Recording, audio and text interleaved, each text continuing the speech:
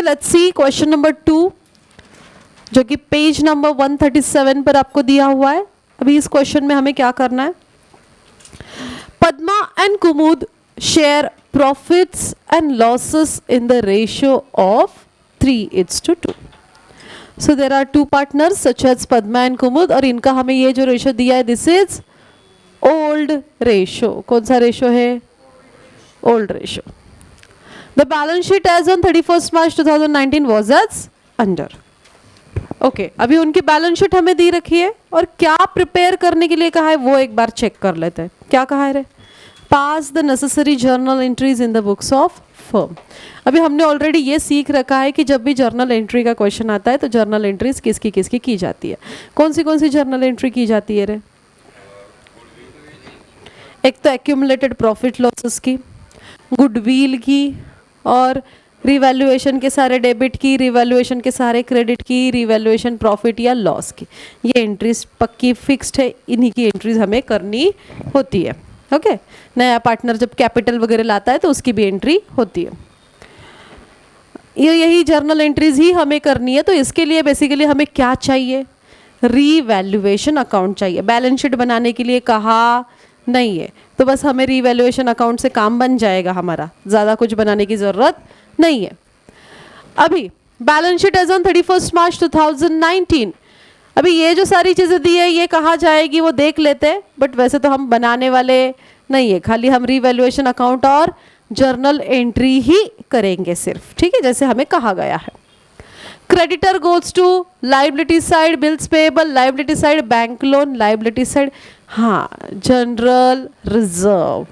अभी ये क्या होता है? जो साइड में रखा हुआ पैसा, set aside amount which is set aside, वो जो अनडिस्ट्रीब्यूटेड है, अभी तक डिस्ट्रीब्यूट किया नहीं, एक्यूमुलेटेड प्रॉफिट में माना जाएगा। जनरल रिजर्व साइड में रखा हुआ, रिजर्व में रखा हुआ पैसा। लेकिन जब नया पार्टनर बिजनेस में एंटर कर रहा है at the time of admission, या अभी तक जो भी रखी हुई जमा पूंजी वो सब लोग क्या करेंगे? अपना अपना हिस्सा ले लेंगे, क्योंकि अभी नया पार्टनर आया ना, उसको थोड़ी ना देना है, उसको देंगे क्या? नहीं। तो इसके लिए पुराना हिसाब किताब वो सब क्लियर कर रहे हैं। तो दैट्स व्हाई ये जो जनरल रिजर्व है ये किसको जाना चाहिए? ओल्ड पार्टनर्स को, पद्मा को, कुमुद को। कौन से रेशो में? ओल्ड रेशो में। तो इसको डिस्ट्रीब्यूट किया जाएगा। तो इसकी हमें करनी है जर्नल एंट्री। और ये कहाँ लिखोगे? ये पार्टनर्स को देना है, so this goes to partners capital के क्रेडिट में, और इसकी हमें एंट्री भी करनी पड़ेगी। समझ रहे हो? हाँ, देखो नेक्स्ट इज व्हाट? कैपिटल्स। अभी कैपिटल हमें पद्मा का और कुमुद का कैपिटल यहां पर दिया है।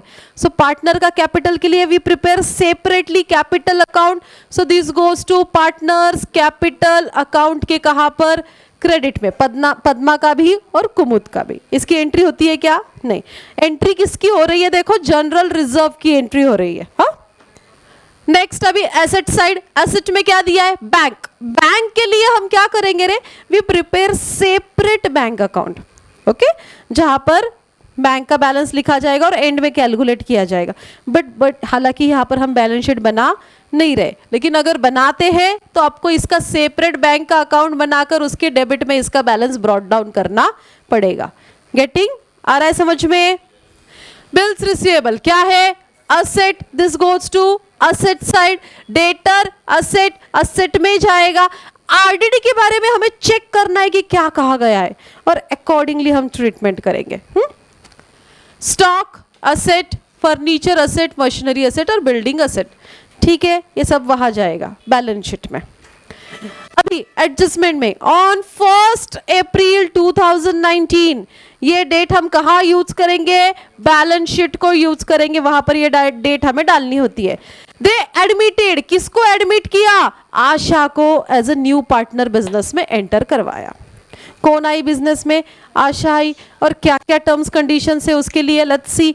आशा के शेयर हमें दिया है which is 1/2 half share in profits in future.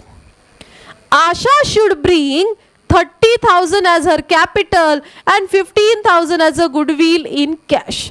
जब आशा बिजनेस में एंटर कर रही है तो आशा अपने साथ कैपिटल लाई और गुडविल भी लेकर आई।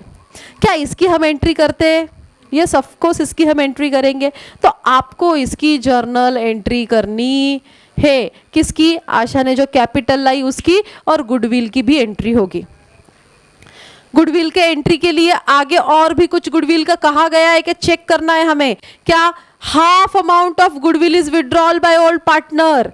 ये कौन सी केस हुई रे? देखो गुडविल के दो मेथड्स हमने सीखे, एक प्रीमियम मेथड, एक वैल्यूएशन मेथड। प्रीमियम मेथड हमें समझाता है कि जब न्यू पार्टनर बिजनेस में एंटर करेगा अपने साथ गुडविल लेकर आएगा। तो आशा एंटर करते हो गुडविल लेकर आई, this is premium method. Premium में 3 केसेस हमने समझे थे, उसमें से ये कौन सी केस है? केस सेकेंड वाली केस है कि उस केस में क्या हो रहा है कि जब बिजनेस में पर्सन एंटर कर रहा है, पार्टनर नया गुडविल लेकर आएगा, हाँ वो रिटेन होगा और विड्रॉ किया जा रहा है। क्या वही वाली बात हो रही है यहाँ पर कि when goodwill is brought by new partner, when goodwill is brought by Asha, it is retained in the business and withdrawal by old partners. वो वाली केस है। कितना विड्रॉ किया है वो भी हमें मेंशन किया है। कितना विड्रॉ किया? हाफ विड्रॉ किया। तो इसकी हमें जर्नल एंट्री करनी है। समझ रहे हो? हाँ, गुडविल की हमें एंट्री यहाँ पर करनी है। अगर आप ट्रीटमेंट की बात करें कि ये कौन से अकाउंट में जाएगा, so this goes to entry के हिसाब से आप समझ सकते हो कि कैपिटल अकाउंट में लिखना है हमें। एंट्री में आपको समझ में आ जाएगा। तीसरी adjustment, the stock is depreciated by 10% and machinery is depreciated by 5%। अभी स्टॉक और मशीनरी हमारी एसेट्स है, ये क्या हो रही है? कम हो रही है, डेप्रिसिएट हो रही है। एसेट कम होना हमारे लिए एक्सपेंस, लॉस हो रहा है, नुकसान हो रहा है। क्या हो रहा है? नुकसान। तो ये कहाँ लिखा जाएगा? रीवैल्यूएशन अकाउंट के डेबिट साइड। और दूसरा इफेक्ट कहाँ जाएगा? उस असेट में से जाकर लेस होगा, उस स्टॉक में से, मशीनरी में से। लेकिन हम यहाँ बैलेंस शीट नहीं बना रहे, तो ठीक है, बस हम कौन सा अकाउंट बनाएंगे? रीवैल्यूएशन बनाएंगे, जो हमें एंट्री के लिए काम में आने वाला है। आगे RDD is to be maintain ₹3000। देखो आरडीडी, पुरानी वाली आरडीडी कितनी थी? नई वाली आरडीडी कितनी हुई? 3000। आरडीडी ये हमारी लाइबिलिटी है। आरडीडी हमें क्या मानकर चलना है? लाइबिलिटी। असेट में आप बोलोगे ये लिखा असेट में, नहीं, रिजर्व फॉर डाउटफुल डेट ये हमारी लाइबिलिटी की तरह काम करेगी। पहले लाइबिलिटी 2400 इतनी थी, अभी वो 3000 इतनी हमें समझ में आई। जब हमने रीवैल्यूड किया तो 3000 हो गई। क्या हो रहा है? लाइबिलिटी बढ़ रही है, बढ़ रही है, नुकसान हो रहा है। रीवैल्यूएशन के कहाँ लिखोगे? Debit side. लाइबिलिटी का बढ़ना नुकसान है, रीवैल्यूएशन के डेबिट। कितने से इंक्रीज हुई? तो 600 से इंक्रीज हुई, वो वहां लिखा जाएगा। ओके। और सेकेंड कि ये जो लाइबिलिटी है ना 2400 जो असेट में, वहां हम 2004 की जगह 3000 लेस करते हैं, वो सेकेंड इफेक्ट होता है। बट ठीक है, यहाँ बैलेंस शीट वो नहीं बना रहे, तो वो छोड़ दो। इतना तो समझ में आ रहा है। आगे, furniture should be appreciated by ₹2। By और टू में फर्क है। बाय मतलब उतने से हुआ और टू मतलब उतने तक हुआ, है ना। 16,050 मतलब फर्नीचर पहले कितना था? 14,010 इतना था। पहले 14,000 10 बोल रही हूँ 100, हाँ 14,100 इतना रुपीस था। अभी वो कितना हो गया? अभी वो बढ़कर 16,050 हुआ। क्या लग रहा है आपको यहाँ पर फर्नीचर क्या हुआ? इंक्रीज हुआ। तो असेट का इंक्रीज होना, बढ़ना हमारे लिए इनकम गेन हो रहा है। तो रीवैल्यूएशन के कहा जाएगा ये क्रेडिट साइड में, और उस एसेट में ऐड होगा एप्रिसिएशन के नाम से। वही बिल्डिंग का देखा जाए तो बिल्डिंग भी एप्रिसिएट हो रही है, कितने से? 20% से। तो बिल्डिंग बढ़ रही है, बिल्डिंग का भी एप्रिसिएशन हो रहा है। 45,000 थी, अभी बढ़ गई। तो बिल्डिंग का बढ़ना, एप्रिसिएशन होना, एसेट का बढ़ना, रीवैल्यूएशन के क्रेडिट साइड। समझ रहे हो? और उस एसेट में ऐड होगा, मतलब इस पे भी एडजस्टमेंट आ रही है, फर्नीचर पे भी एडजस्टमेंट है, डेटर्स पे भी, और सब। बट यहाँ बैलेंस शीट फिलहाल हम नहीं बना रहे, हमें यहाँ पर क्या प्रिपेयर करना है? खाली revaluation account and journal entries. Revaluation account भी क्यों? वैसे तो हमें जर्नल एंट्री कही गई है, बट रिवैल्यूएशन अकाउंट क्यों करना पड़ेगा? बिकॉज उसके सिवाय हम एंट्रीज नहीं कर सकते। उसके डेबिट में क्या क्या आ रहा है और उसके क्रेडिट में क्या क्या आ रहा है और उसका प्रॉफिट हो रहा है या लॉस हो रहा है वो हमें चाहिए, उसकी हमें एंट्रीज करनी पड़ती है। दैट्स वाई वो हमें रफ में बनाना पड़ेगा। चलो अकाउंट बना लो फटाफट। आप क्या करोगे? एक रिवैल्यूएशन अकाउंट बनाओगे और जर्नल एंट्रीज प्रिपेयर करोगे। फॉर्मेट,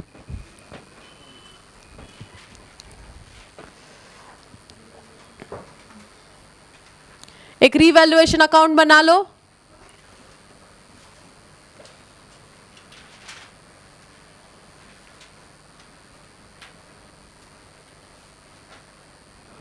देन जर्नल एंट्रीज का format, which is date, particulars, LF, debit rupees, debit balance and credit balance rupees. ठीक है,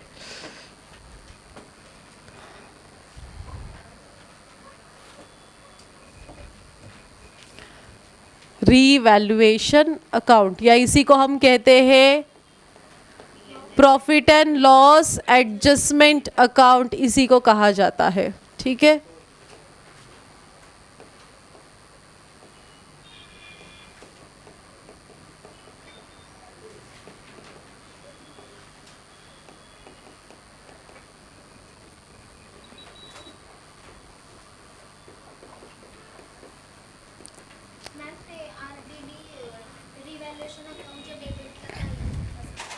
बिकॉज वो हमारी लायबिलिटी मानी जाएगी। यस,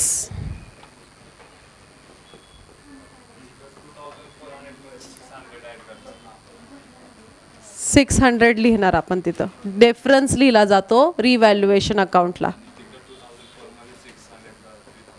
तिथं 3000 येणार डायरेक्ट बैलेंस शीटला।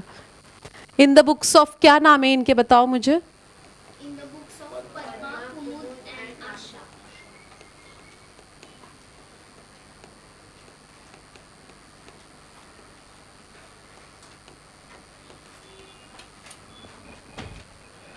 चलो अकाउंट्स बना लो आप जल्दी से।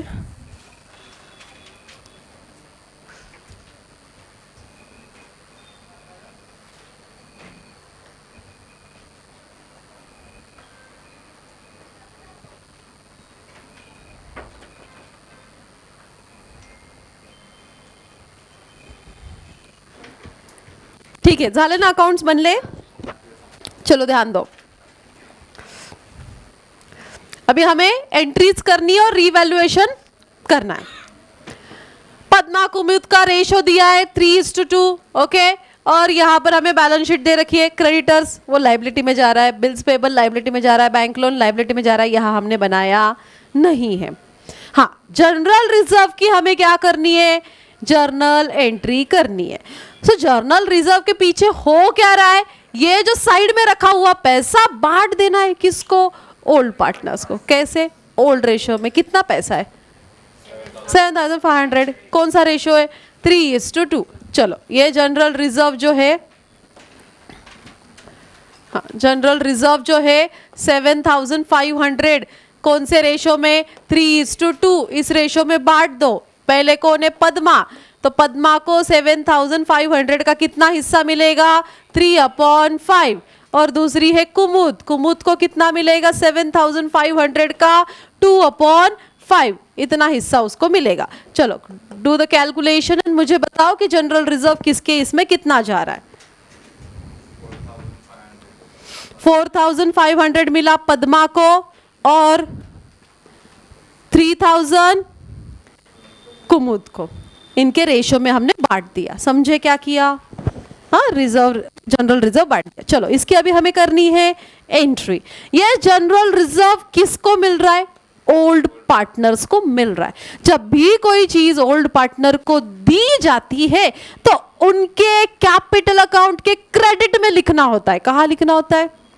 कैपिटल। मतलब पद्मा का कैपिटल क्रेडिट, कुमुद का कैपिटल क्रेडिट, तो डेबिट कौन? General reserve. डेबिट कौन? जनरल। एंट्री बन गई आपके सामने। क्या एंट्री बनी? General reserve account debit.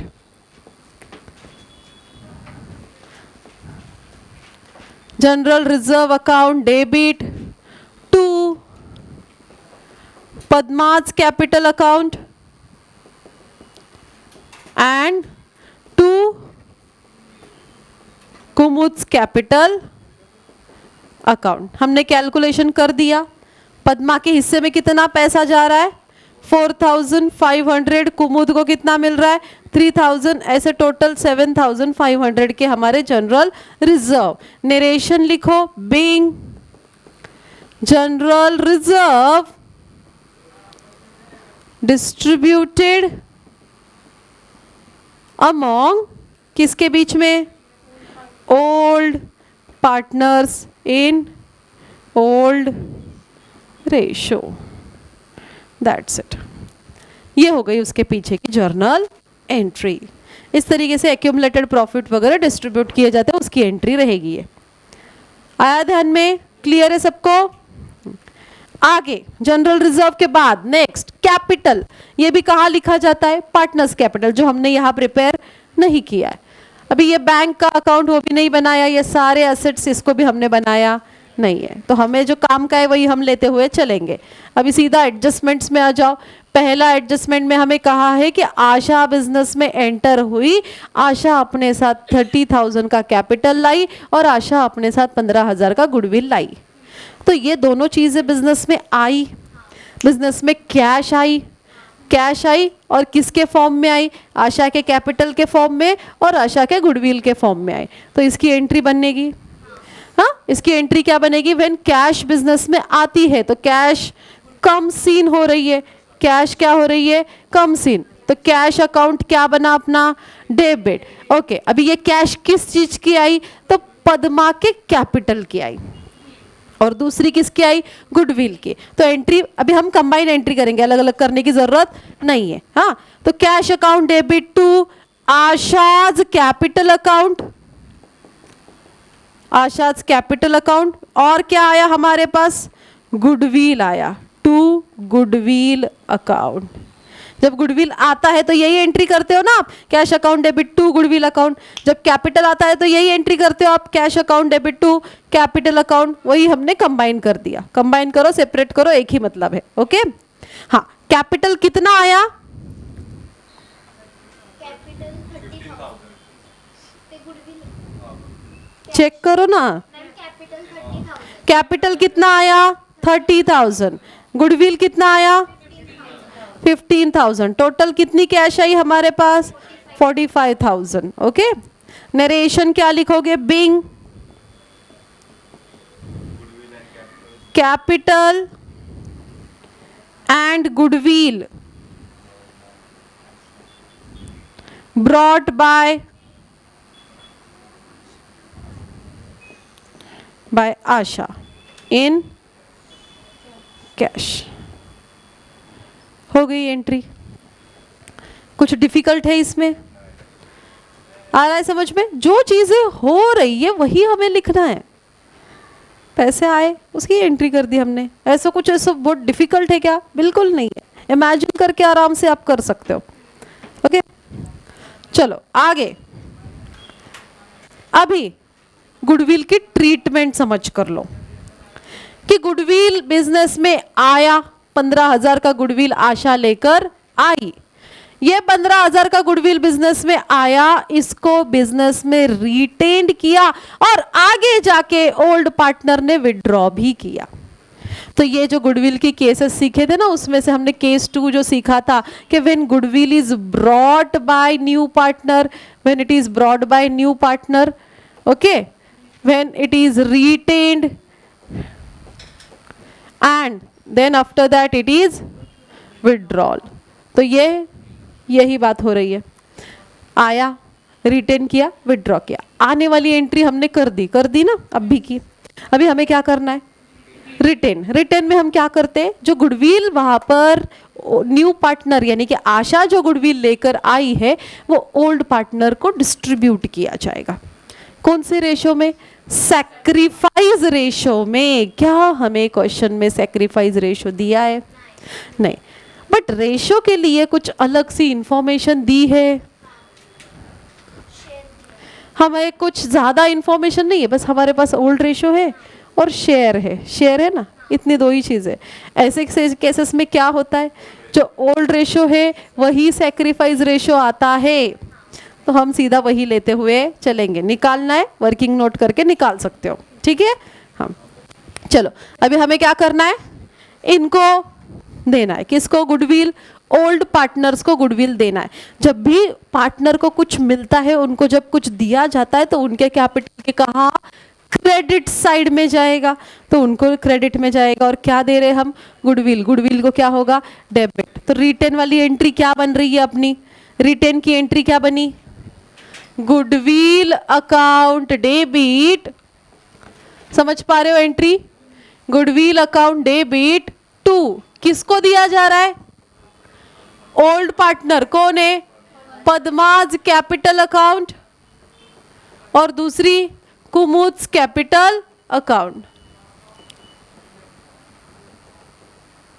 अच्छा, अब ये बात रही कितना पैसा दिया जा रहा है, उसको कैलकुलेट करना पड़ेगा ना इनके सैक्रिफाइस रेशो में। सो यहां पर सैक्रिफाइस रेशो क्या है, सैक्रिफाइस रेशो है 3:2। ओके, अभी 15,000 हमें बांटने हैं, पद्मा को मिलेंगे 15,000, सैक्रिफाइस रेशो 3/5। हाँ, और कुमुद को मिलेंगे 15,000 में से इनका रेशो है 2/5। चलो इनका कैलकुलेट करो, कैलकुलेशन, और बताओ किसको कितना आएगा। पद्मा को मिले 9,000 और कुमुद को मिले 6,000। क्लियर है कैसे डिस्ट्रीब्यूट किया। हाँ, दे दो उनके इसमें अमाउंट। पद्मा को 15,000 में से कितने मिले, 9,000, कुमुद को मिले 6,000। ऐसे टोटल गुडविल हमने, हमारे पास आशा लेकर आई थी 15,000 का। नरेशन में क्या लिखोगे, बीइंग गुडविल डिस्ट्रीब्यूटेड अमोंग, किसके बीच में, ओल्ड पार्टनर्स, इन कौन से रेशो के बीच में, सैक्रिफाइस रेशो, इन सैक्रिफाइस रेशो लिखना जरूरी है। समझ गए। इसी की पोस्टिंग की तो कहां पर पोस्टिंग की जाती है, इनके कैपिटल के क्रेडिट में गुडविल लिखा जाएगा। Understood, is this clear to everyone. Okay, अभी आगे गुडविल के 3 हो रहे हैं ना ट्रीटमेंट। गुडविल आया, आने वाली एंट्री, रिटेन किया, रिटेन वाली entry.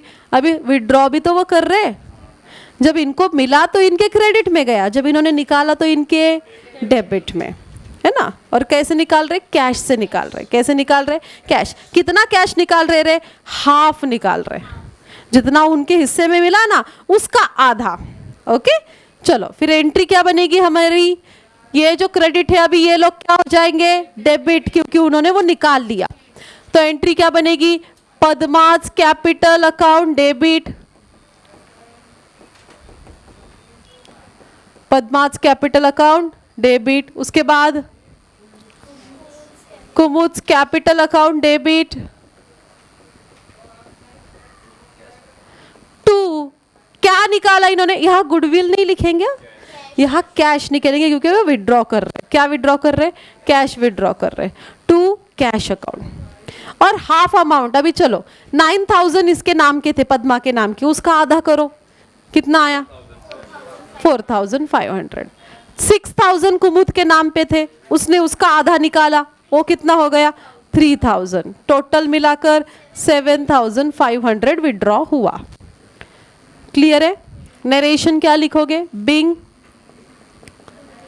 Goodwill is withdrawal bye,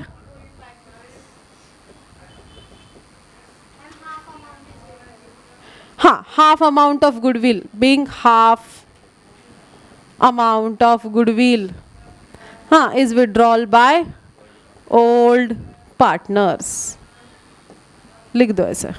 चलो गुडविल की ट्रीटमेंट क्लियर हो गई।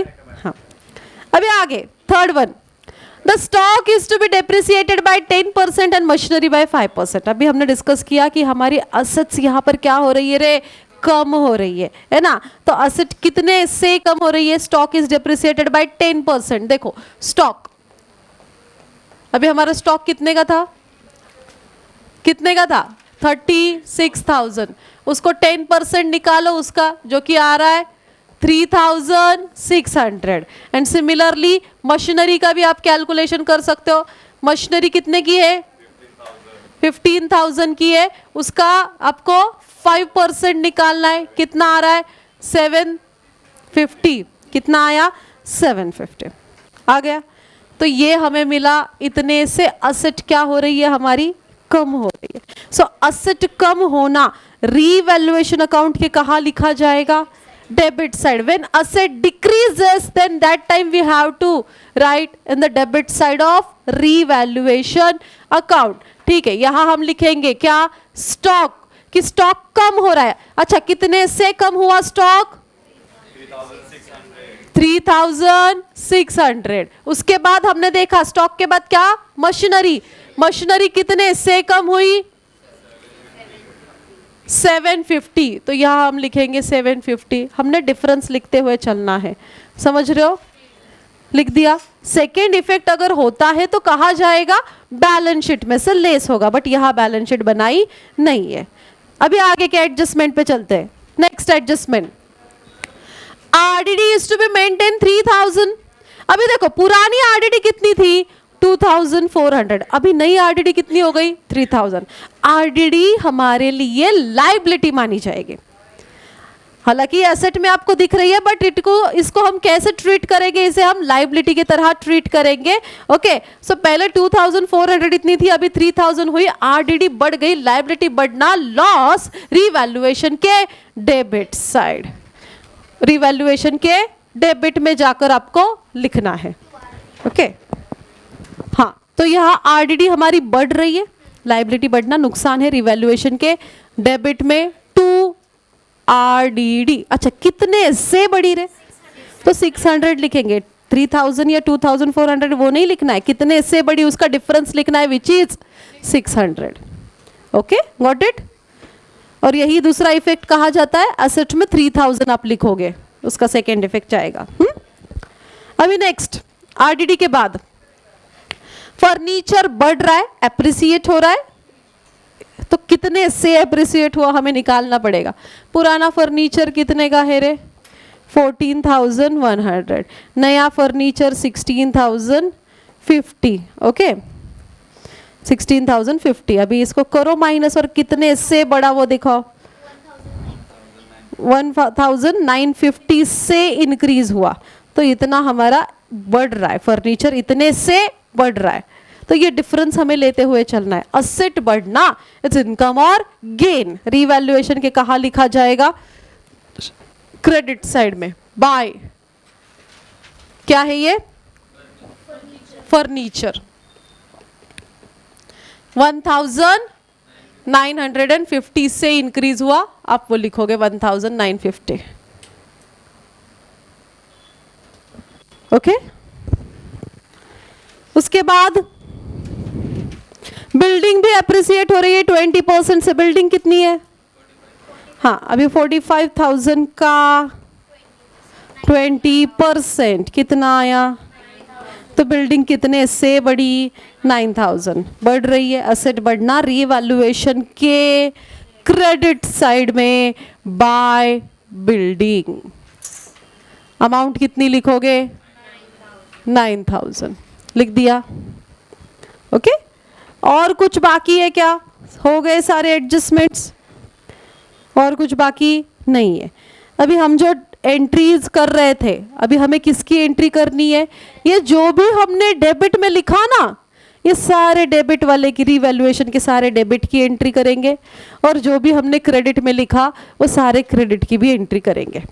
फिर रिवैल्यूएशन क्लोज करेंगे। रिवैल्यूएशन में से एक तो प्रॉफिट निकलेगा या लॉस, उसकी भी एंट्री करेंगे। समझ रहे हो? पहले डेबिट क्रेडिट कर लेते हैं। अभी रिवैल्यूएशन अकाउंट को क्या देना है? डेबिट, और वहां जो भी लिखा उसको क्या देना है? क्रेडिट। तो एंट्री क्या बनेगी नेक्स्ट अपनी? Revaluation account debit, revaluation account debit 2। वहां क्या क्या आया है? स्टॉक 2, मशीनरी, उसके बाद 2, stock, machinery and then RDD. चलो इनका रिस्पेक्टिव अमाउंट भी लिखो। स्टॉक है 3600,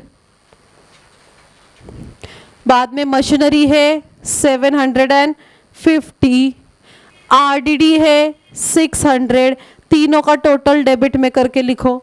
देखो कितना आ रहा है, कितना 4950। अच्छा यहाँ हम क्या लिखेंगे, असेट्स हमारे डिक्रीज हो रहे हैं और आरडीडी हमारी इंक्रीज हो रही है।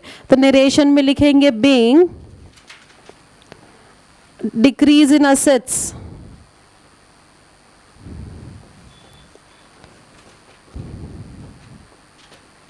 And increase in RDD. ये हो गया उसका नरेशन। ओके ये हमने रीवैल्यूएशन की डेबिट की एंट्री कर दी। अभी ऐसे ही क्या करोगे रीवैल्यूएशन के क्रेडिट की एंट्री, क्या एंट्री होगी, अभी रीवैल्यूएशन को क्रेडिट देना है तो ये जो लिखा है इसको क्या देंगे, डेबिट। बताओ एंट्री फिर क्या बनेगी,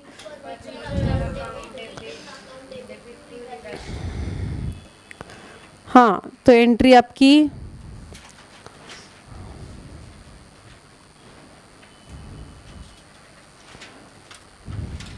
एंट्री क्या बनी फिर, फर्नीचर अकाउंट डेबिट,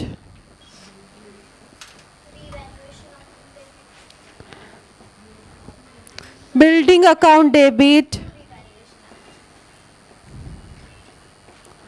और क्रेडिट में आएगा रीवैल्यूएशन टू रीवैल्यूएशन अकाउंट। इनका भी रिस्पेक्टिव अमाउंट लिख लेंगे हम। बिल्डिंग का फर्नीचर का अमाउंट इज 1950, बिल्डिंग का अमाउंट इज 9000 और इन दोनों का टोटल करो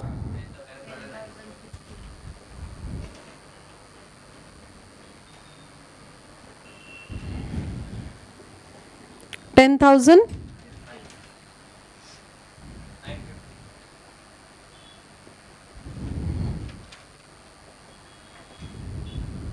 ओके नरेशन में क्या लिखोगे, असेट्स हमारे क्या हो रहे हैं, एप्रिसिएशन हो रहा है, इंक्रीज हो रहा है। बिंग असेट्स आर एप्रिसिएटेड लिखा या इंक्रीज इन असेट लिखा तो भी चलेगा, कोई प्रॉब्लम नहीं है।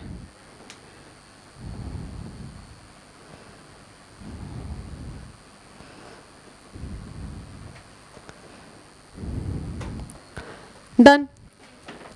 अभी इसके बाद हम क्या करेंगे रे, ये रीवैल्यूएशन अकाउंट को क्लोज करेंगे, यहाँ से हमें प्रॉफिट लॉस मिलेगा और फिर उसकी भी जर्नल एंट्री हमें करनी है। चलो क्लोज कर लो और देखो which side is more, credit है, मतलब हमें क्या हो रहा है, प्रॉफिट हो रहा है, क्योंकि हमारे क्रेडिट इनकम ज़्यादा है एक्सपेंस कम है, मतलब हमें प्रॉफिट होगा। कितना है credit side, 10,950, 10,950 is the credit balance. और डेबिट उसमें से माइनस करो, डेबिट है हमारा 4,950, तो 6,000 बैलेंस बचा। ये 6,000 किसके हिस्से में जाना चाहिए, ओल्ड पार्टनर्स के। किसके हिस्से में, ओल्ड पार्टनर, उनको बांटेंगे उनके ओल्ड रेशो में। तो यहाँ लिखो to partners capital account, bracket में लिखो क्या, प्रॉफिट या रीवैल्यूएशन प्रॉफिट लिखा तो भी चलेगा। हाँ और इसको नाम लिखो, क्या है इनका नाम, पद्मा, दूसरे का नाम है कुमुद। ठीक है, इनको उनके हिस्से का प्रॉफिट हमें देना है। पद्मा को अभी ये 6,000 यहाँ इनका प्रॉफिट हुआ, पद्मा को कितना मिल रहा है रे, 3,600 और कुमुद को 2,400। ठीक है, आप अच्छे से लिख लो, यहाँ जगह कम है। ओके इस तरीके से इनको प्रॉफिट मिला। अभी हमें इस प्रॉफिट की क्या करनी है, जर्नल एंट्री। देखो एंट्री कैसे बनेगी, ध्यान दो। कौन सा अकाउंट, डेबिट क्या है, रीवैल्यूएशन डेबिट, और ये क्या है, क्रेडिट है। तो एंट्री आपके सामने दिख रही है आपको, क्या है, revaluation account debit to Padma's capital account to Kumud's capital account. चलो करो फिर entry.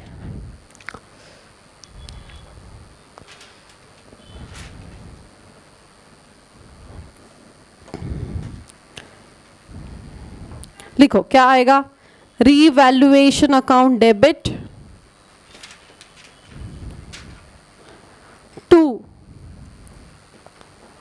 Padma's capital account to Kumud's capital account.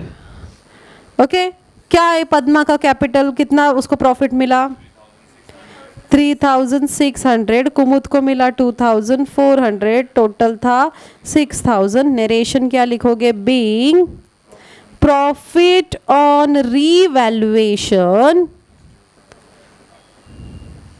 Revaluation का जो प्रॉफिट है उसको हम क्या कर रहे हैं, पार्टनर्स में डिस्ट्रीब्यूट कर रहे हैं. Being profit on revaluation distributed among old partners in old ratio. ये उसका नरेशन.